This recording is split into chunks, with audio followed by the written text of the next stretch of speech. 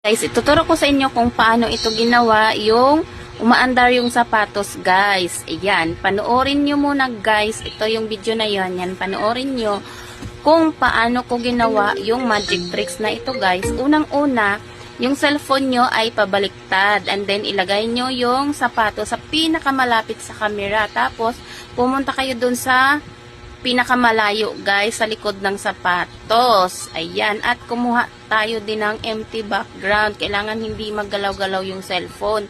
Isandal nyo na lang yung cellphone nyo diyan sa gilid para hindi siya maggalaw. Kasi pag maggalaw, maiba na yung posisyon ng ating empty background. Ayan, guys, panoorin nyo, guys, kung paano ko ginawa.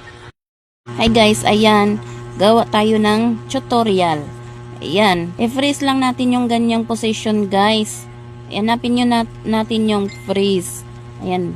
Pagka freeze natin yung ano na yan, video na yan, guys, i-overlay. Ayan, naka-freeze na nga siya. I-overlay naman natin yan, guys. Hanapin lang natin yung overlay. Ayan. Pagkatapos ng overlay, guys, yan na natin i-remove background ang ating video. Tanggalan natin ang background, guys, kasi para maano natin yung background natin. Ayan, number 1 nga palang ginamit ko.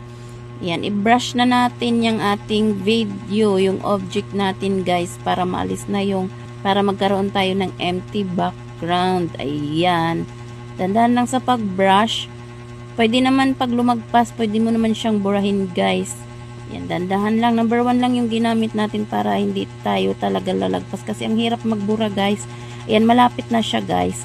Pagkatapos, guys, antayin lang natin na mag-green yan siya. Ayan, nag-green na nga. And then, lagyan natin ng keyframe yung ating ano na yan. Keyframe natin yan siya. 2 keyframe lang. And then, tapos, hanap tayo ng music dyan sa TikTok. Kayo nang mamili kung anong gusto nyong music dyan, guys. Ayan, try natin, guys. Diba? Maandar yung sapatos natin. Ganun lang kadali, guys. Ayan, burahin lang natin yung sobra dyan, guys. Ayan. Bura lang natin ang ating ano kasi maiksi lang naman yung ating video, 'di ba?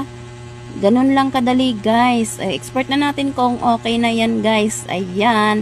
Export na natin, guys, kasi okay naman na 'yan. Okay.